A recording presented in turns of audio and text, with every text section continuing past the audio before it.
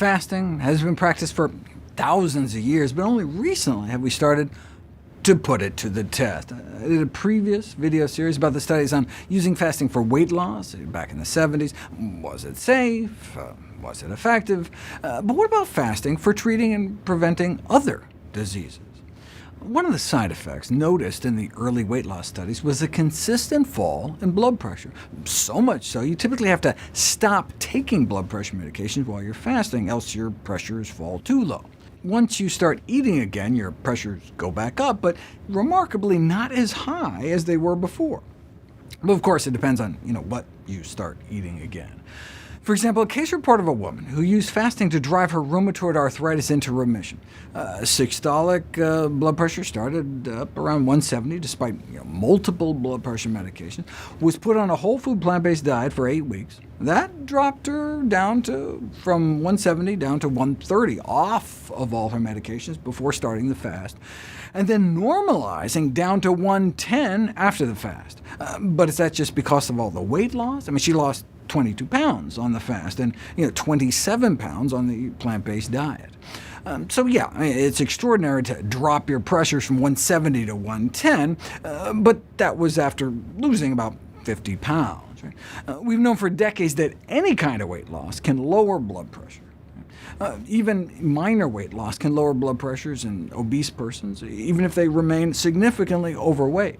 But most of the drop in blood pressures with severe caloric restriction happens within the first 2 days, before significant loss of body fat. So it may also be a reduction in the fight-or-flight stress hormones, like adrenaline and noradrenaline, both before and after exercise, after just 2 weeks of just a few hundred calories a day.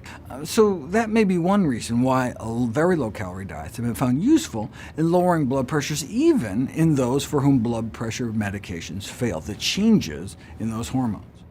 But low-calorie diets also tend to be more plant-based, so there's fiber and potassium-rich foods, less saturated fat. Even just adding fruits and vegetables to the diets of hypertensives can lower their systolic blood pressure, the top number, by 7 points. I mean, that's the kind of blood pressure improvement you might get losing 10 pounds, just by eating more fruits and vegetables. And if you combine that with a drop in meat consumption, not only doubling fruit and vegetable intake, but combining that with trying to slash saturated fat and cholesterol, right, you can cut pressures by 11 points. What else can we do? Restricting alcohol intake in regular daily drinkers can drop you 5 points. Right? So let's keep track here. Alcohol restriction can drop your systolic blood pressure 5 points.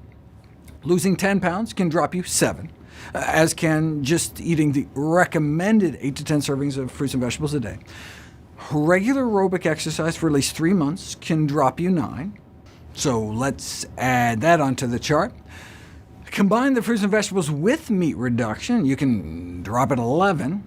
Blood pressure medications can have side effects, but on their own can drop pressures by 15 points.